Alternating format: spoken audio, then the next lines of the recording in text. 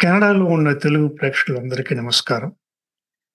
మేము గత చాలా ఏళ్లగా ఇంట్రెస్టింగ్ కాన్వర్సేషన్స్ మీ ముందుకు పట్టుకొచ్చాము. మీ ఫీడ్‌బ్యాక్ కూడా మాకు చాలా మోటివేటింగ్‌గా ఉంది. అంటే ఎంతోమంది తెలుగు వాళ్ళకి ఈ ప్రోగ్రామ్ రీచ్ అవుతుంది. కొంతమందికి అది చాలా మంచి ఇంపాక్ట్‌గా ఉంది అని మేము చూసాం దాన్ని. ఇప్పుడు అదే సీరీస్‌లో ఒక చాలా ఇంట్రెస్టింగ్ వ్యక్తితో మనం ఇవాళ మాట్లాడతాము. ఆహ్, ఆయన నాకు ఒక మిత్రుడు. 35 ఇయర్స్‌గా నా మిత్రుడు ఆయన. ఆహ్, ఒక ఆ మిత్రత్వం అనే ఒక ఫ్రీక్వెన్సీని 35 ఏళ్లుగా మెయింటైన్ చేస్తూనే వచ్చాను. అతనితో మాట్లాడటం ఎప్పుడూ ఒక ఇన్‌సైట్‌ఫుల్‌గా ఉంటుంది. ఇవాళ ఆయన్ని మన స్టూడియోస్‌లో వెల్కమ్ చేద్దాం. Welcome to Sunshine TV KRGK Murthy garu. Thank you. Thank you Gopalakrishna garu. Thank you very much. So, Murthy garu మీరు బాల వికాస్ అనే ఒక ప్రోగ్రామ్‌ని మీరు చేస్తున్నారని ఆహ్, మనం మాట్లాడుకున్నాము. కొంచెం బాల వికాస్ అంటే ఏంటి? దాని ఆరిజిన్ ఏంటి? అని ప్రేక్షకులకి ఒక చిన్న ఇంట్రడక్షన్ ఇస్తారా అండి? తప్పకుండా. ముందుగా సన్‌షైన్ టీవీ ప్రేక్షకులకి ఈ అవకాశం ఇచ్చిన మీకు గోపాలకృష్ణ గారికి నా హృదయపూర్వక ధన్యవాదం. 1969లో శ్రీ భగవాన్ సత్యసాయిబాబా వారు ఆరంభించారు. భగవాన్ సత్యసాయిబాబా వారి గురించి మనం కొద్దిగా మాట్లాడుకోవాల్సిన అవసరం ఎంతైనా ఉంది. బాల వికాస్ గురించి చెప్పాలి అంటే. నేను లాస్ట్ 35 ఇయర్స్‌గా సత్యసాయి ఆర్గనైజేషన్‌లో పనిచేస్తాను. నేను ఎప్పుడైనా మాకందరికీ స్వామివారిని స్వామి అని పిలవడం అలవాటు. నేను గనుక ఈ సంభాషణలో ఎప్పుడైనా స్వామి అంటే సత్యసాయిబాబా వారిని అర్థం చేసుకోమని ప్రేక్షకులందరికీ మనవి. తర్వాత స్వామివారు ఒక గొప్ప విషయం చెప్పారు. ఆయన అవతార పురుషులని చెప్పారు. సాయి అవతారం అనేది ఈ భూమి మీదకి 3 అవతారాలుగా విభజించబడి ఈ భూమి మీదకి వచ్చింది.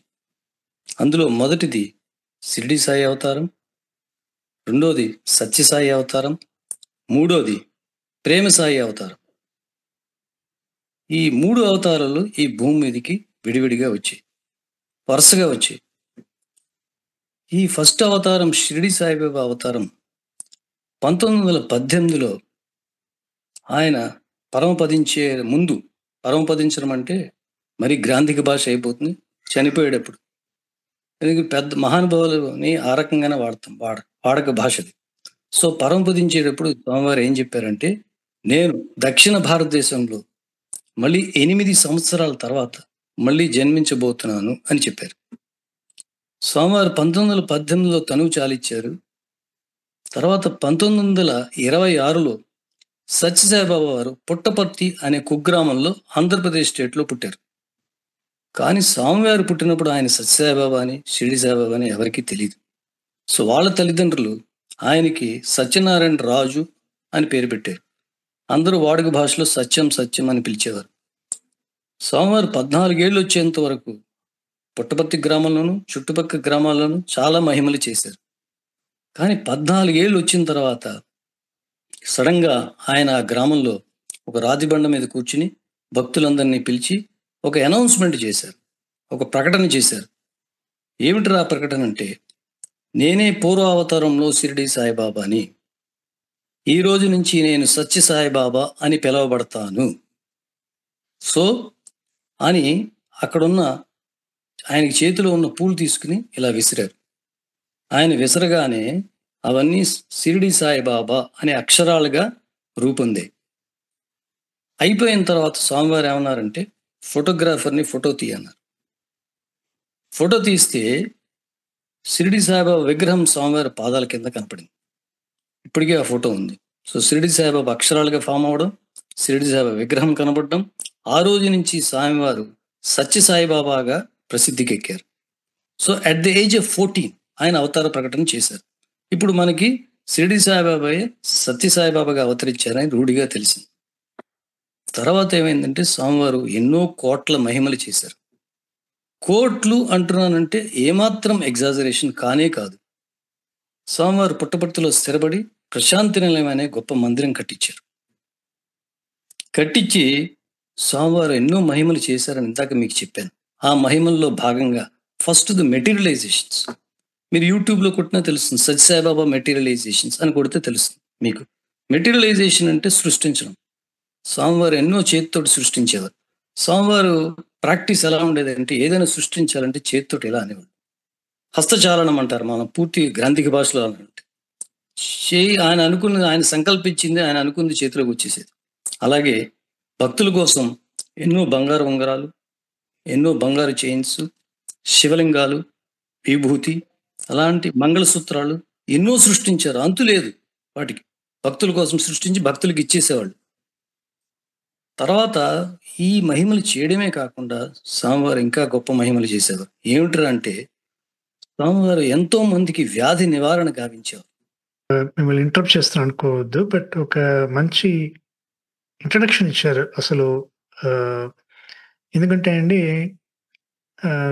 మనము బయట సొసైటీలో చూస్తే ఒక్కొక్కళ్ళకి ఒక నమ్మకాలుంటాయి. నమ్మకాలు ఉండడం మంచిదే. అయినా కొంతమంది ఆహ్, వాళ్ళకి తెలియని విషయాలని క్రిటిసైజ్ చేయడం మొదలుపెడతారు. ఏ ఇప్పుడు ఆ విషయంలో మీరు ఒక సింపుల్ ఒక చిన్న క్లారిఫికేషన్ ఇచ్చారు. మనం ఒక చిన్న బ్రేక్ తీసుకొని మళ్ళీ వద్దామండి. ఈయన ఎస్టాబ్లిష్ చేసిన ఈ బాల వికాసు ఎంతో దినదినాభివృద్ధి చెంది ఈ రోజుకి మీరు లెక్కేసుకుంటే 56 సంవత్సరాలైంది. ఎంతో మంది వేల మంది బాల వికాస్ స్టూడెంట్స్ ఈ ప్రపంచంలోకి వచ్చున్నారు ఆల్రెడీ. ఇదండి. ఇప్పుడు బాల వికాస్ స్టూడెంట్ ఒక సొసైటీకి వచ్చారనుకోండి. ఆ స్టూడెంట్‌కి నార్మల్ స్కూల్స్‌కెళ్ళే స్టూడెంట్స్‌కి ఎటువంటి డిఫరెన్స్ సొసైటీ మీద ఉంటుందని మీ ఆలోచన ఏంటండి? చాలా గొప్ప క్వెషన్ అడిగారు. చాలా మంచి I was about to talk about this question only actually. So Bala Vikas అంటే బేసిక్‌గా మీనింగ్ ఏంటి? చిల్డ్రన్స్ డెవలప్‌మెంట్ అంటే చైల్డ్ డెవలప్‌మెంట్ ప్రోగ్రామ్ అని అర్థం. కానీ మనకి ప్రపంచంలో 3 రకాల విద్యలున్నాయి. ఒకటి లౌకిక విద్య అంటే మనం చదువుకునేది. ఇది అందరికీ అందుబాటులో ఉంది. అంటే సైన్స్, ఫిజిక్స్, మ్యాథ్స్, తెలుగు ఇవన్నీ మనకి అందరికీ అందుబాటులోనే ఉన్నాయి. సో ఒకటి లౌకిక విద్య, 2 పారమార్థిక విద్య, మూడోది ఆధ్యాత్మిక విద్య. స్వామివారు ఏం చెప్పారంటే మీరు లౌకిక విద్య తప్పకుండా నేర్చుకోవాలి. దాంట్లో డౌటే లేదు. కానీ లౌకిక విద్యతో పాటు మీరు ఈ స్పిరిచ్యువల్ నాలెడ్జ్, ఈ పారమార్థిక విద్య అంటే బియాండ్ దిస్ వరల్డ్. పారమార్థిక విద్యను కూడా నేర్చుకోవాలి. తప్పకుండా సరే నేర్చుకోవాలని స్వామివారు చెప్పారు. ఎందుకు నేర్చుకోవాలి? ఏమిటి ఉపయోగం నాకు? అనే క్వెషన్ నెక్స్ట్ వస్తుంది. దానికోసం మనం స్లైట్‌గా టాపిక్ డీవియేట్ అయ్యి దానికి లింక్ చేస్తాం. మీరు మనకి ఇండియాలో మీరు చూస్తే గొప్ప ఉన్నత చదువులున్నాయి. దాంట్లో సివిల్ సర్వీసెస్ మీరు తీసుకుంటే ఐఏఎస్, ఐపీఎస్, ఐఎఫ్ఎస్, ఐఆర్ఎస్ ఇలాంటి గొప్ప సివిల్ సర్వీసెస్ ఉన్నాయి. దీంట్లో ఎవరైతే క్వాలిఫై అయ్యారో వాళ్ళందరూ ఎటువంటి పోస్టులు ఆక్యుపై చేస్తారో మీకు తెలుసు. కలెక్టర్స్, డిప్యూటీ కలెక్టర్స్, లేకపోతే ఐఆర్ఎస్ చదివిన వాళ్ళు ఇన్కమ్ ట్యాక్స్ కమిషనర్స్ ఇలా పెద్ద పెద్ద పోస్టులు ఆక్యుపై చేస్తారు. సో పెద్ద పోస్టే కాకుండా, హోదా ఉన్న పోస్టే కాకుండా, అధికారం ఉన్న పోస్టే కాకుండా గొప్ప జీతం ఉండే పోస్ట్ ఇవన్నీ. అంత అత్యద్భుతమైన పోస్టులు, ఉన్నతమైన పదవులు ఆక్యుపై చేసి కానీ మనకి కొంతమంది అధికారులు దారుణం ఏంటంటే నీచమైన పరిస్థితులకు దిగజారుతారు. నీచమైన పనులు చేస్తారు. అందులో ఒకటి మనం చేసేది ఏంటి? ప్రజాధనం కొల్లగొట్టడం. కోట్లు ప్రజాధనం కొల్లగొట్టడం. అంటే నువ్వు చదువుకున్నది ఉన్నతమైన చదువు, చేసేది నీచమైన పని. అంటే నువ్వు సమాజానికి ఏ రకంగా ఏం చెప్పదలుచుకున్నావు? అంటే దీనికి దానికి పొంతన లేదు. నువ్వు చదువుకి నువ్వు చేసే పనికి పొంతన లేదు అన్న విషయం మనకు అర్థం అవుతుంది. ఇప్పుడు ఇది గనక మనం పెడితే నువ్వు చదువుకున్న చదువుకి ఏ రకమైన సార్థకత వచ్చింది? ఇప్పుడు మామూలుగా మనం 10,000కు ఎవడైనా దొంగ కొట్టేస్తే మనం దొంగతనం అంటాం దాన్ని. కోట్లు కొట్టేసి నువ్వు చదువుకుని, గొప్ప చదువు చదువుకుని సమాజానికి చెప్పే స్టేజ్‌లో ఉండి నువ్వు కొన్ని కోట్లు కొట్టేస్తే దానికి ఏ రకమైన పేరు పెట్టాలి? రాబరీ అనే వర్డ్ కూడా సరిపోదు. దొంగతనం అనే సరిపోదు. వేరే ఏ పేరో పెట్టుకోవాలి. ఇది మనం ఇప్పుడు మీరు చెప్పడంలో నాకు అర్థమవుతుంది ఏంటంటే బాల వికాస్ నుంచి గ్రాడ్యుయేట్ ఆ ఫిలాసఫీ, ఆ థాట్ ప్రాసెస్ నుంచి గ్రాడ్యుయేట్ అయ్యి వచ్చేవాళ్ళు. ఇన్ అడిషన్ వాళ్ళ కెరీర్‌తో పాటు దేశ వెల్‌ఫేర్ మంచి చేయాలి అనే ఒక ఫౌండేషన్ వాళ్ళలో చాలా ఉంటుంది. అటువంటి ఉన్నతమైన పోస్ట్‌లో ఉండే వాళ్ళ మనసులో మంచి చేయాలి, సర్వీస్ చేయాలి, న్యాయంగా ఉండాలి అని ఒక ఆలోచన కలిగితే, అది కింద ఉన్న చాలా వేల, లక్షల మంది పీపుల్‌కి ఆ మంచి ఇన్‌ఫ్లూయెన్స్ స్ప్రెడ్ అవుతుంది అని మీరు చెప్తున్నారు. అవునండి? చాలా బాగా చెప్పారండి.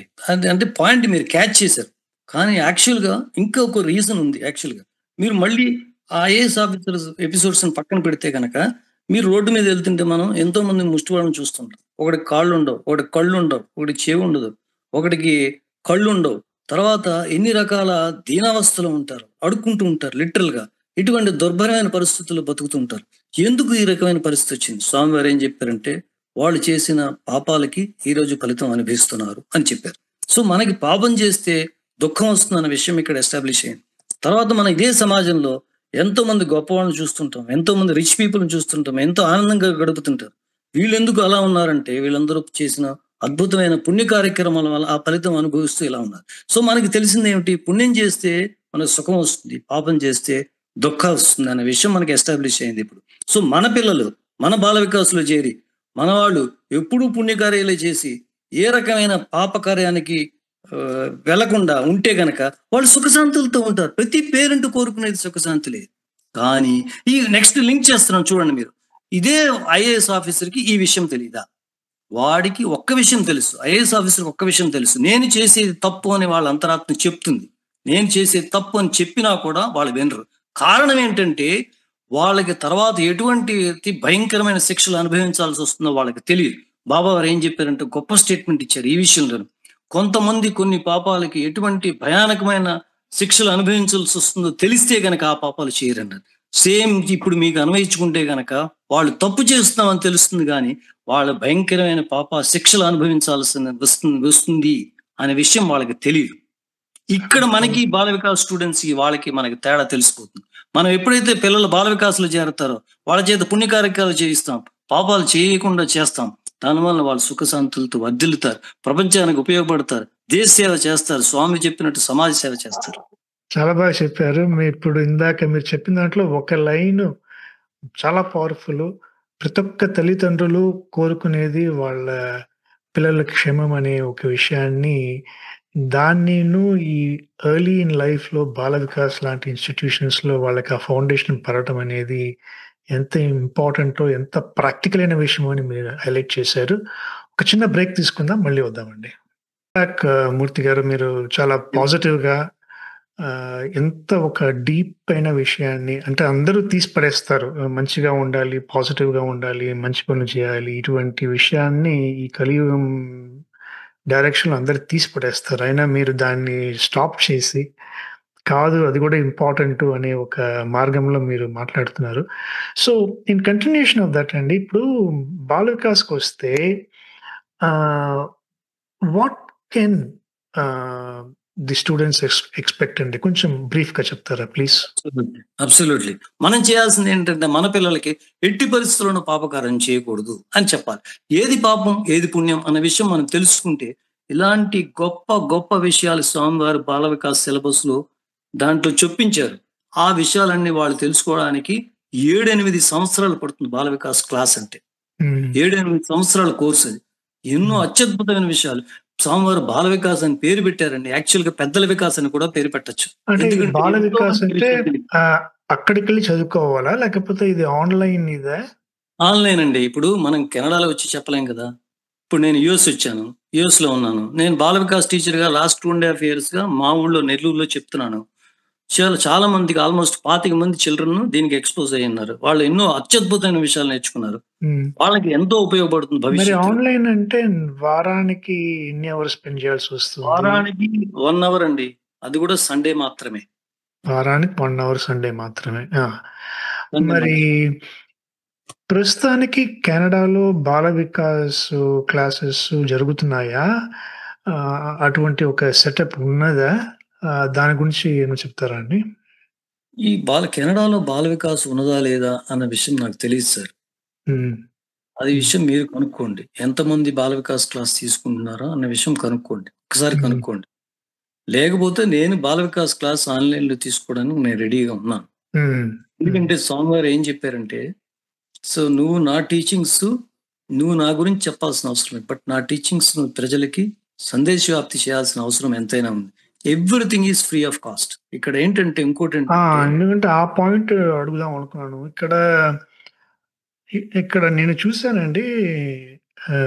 జనరల్ ట్రెండ్ అంటే క్రిటిసైజ్ చేయట్లేదు. జస్ట్ ట్రెండ్ చెప్తున్నాను.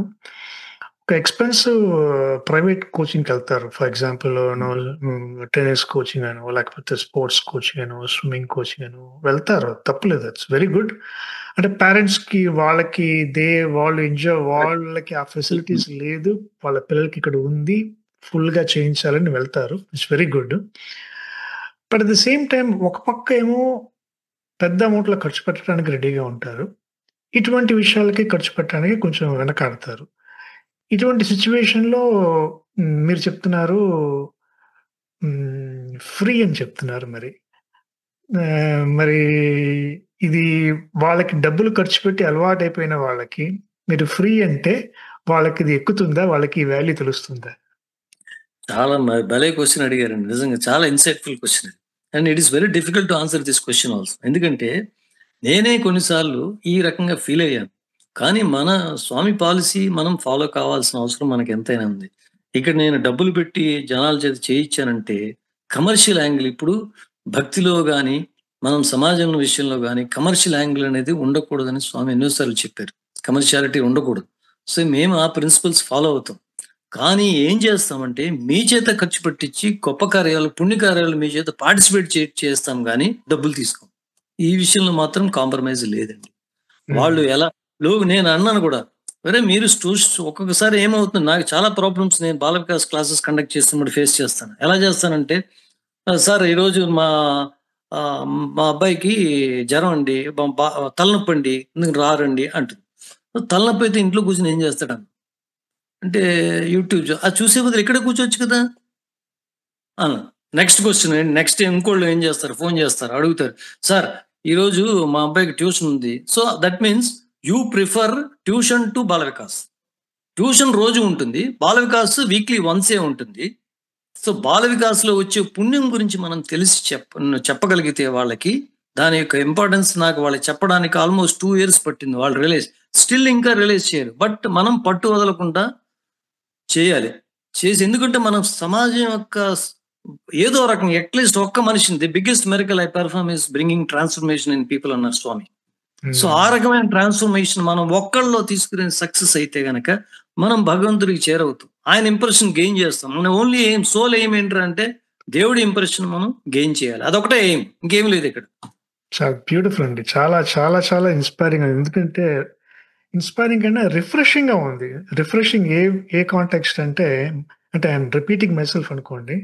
ద హోల్ వరల్డ్ ఒక కమర్షియల్ యాంగిల్‌లోనే ఉంది. కమర్షియల్ డ్రైవ్‌లోనే ఉంది.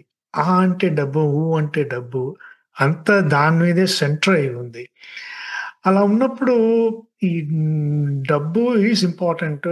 బట్ దానికన్నా ముందు ఒక చిన్న స్టెప్ ఉంది. దాని పేరే వాల్యూస్ అనే ఒక విషయం మీద అబ్సల్యూట్‌లీ. మీరు సూపర్. ఎంఫసిస్ పెడుతున్నారు.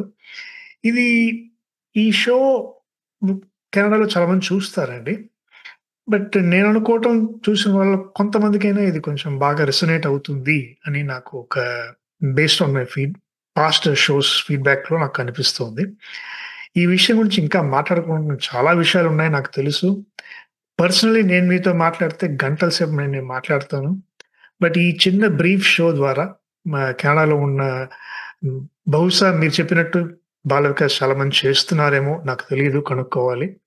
లేకపోతే చేసేవాళ్ళుంటే వాళ్ళు మనకి మెయిల్ చేస్తారు. లేకపోతే బాల వికాస్ స్టార్ట్ చేయాలి అనే ఒక ఇనిషియేటివ్ ఉంటే దానికి కూడా ఎటువంటి స్టెప్స్ ఉండాలో అది కూడా మనము డౌన్ ద లైన్ డిస్కస్ చేద్దాము. బట్ ఈ బ్రీఫ్ టైమ్‌లో ఈ బాల వికాస్ అనే ఒక బ్యూటిఫుల్ కాన్సెప్ట్, భక్తి అనే కాన్సెప్ట్, వాల్యూస్ అనే కాన్సెప్ట్, సర్వీస్ అనే ఒక కాన్సెప్ట్ ఇయన్నిటిని మీరు చాలా టూకీగా ఒక బ్యూటిఫుల్ ఇంట్రడక్షన్ ఇచ్చారు. I hope to continue this conversation in future shows అండి. ఇవాళ మీరు టైం కేటాయించుకొని మాతో మాట్లాడినందుకు చాలా సంతోషం అండి. So first of all, I am very grateful to you and for all your audience for giving me this great opportunity to talk about Bala Vikas and also about God. I am very grateful to you. Then I am ready anytime to to teach Bala Vikas to any of your people. I am ready anytime. Once again, I repeat, it's absolutely free of cost. Once again, I repeat, because it's based on values. One of the words you have used is fantastic. Values. Exactly, Swami has told about this. Values. Value-based education. He has not told us education. He has told this as educare, which is not found in dictionary at all. That is one of the fantastic word you have reminded me. Actually, this is based on values only. Thank you Values. so much, Andy. మళ్ళీ Thank you. కలుద్దాం, sir. Thank you, Gopal garu. Thank you very much. Yeah.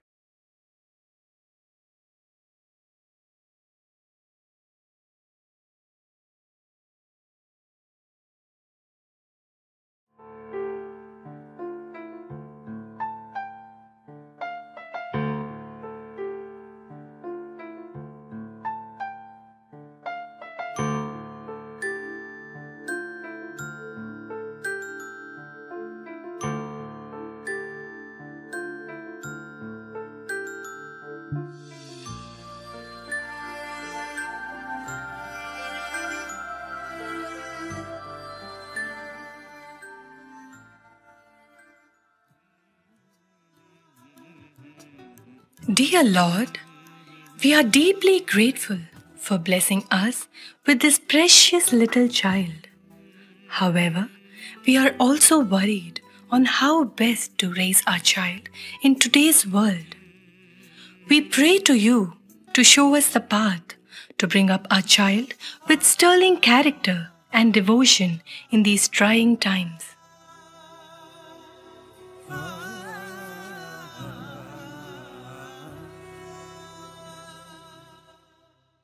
I am time.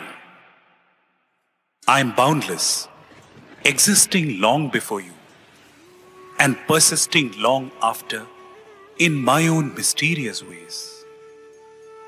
I stand here, morning, noon, and night, holding testimony to your journey from darkness to light.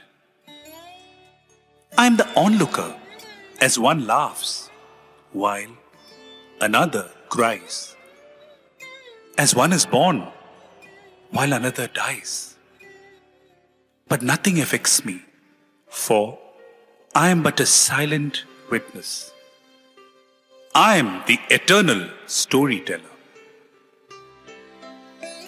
Every child born in this world is immensely blessed.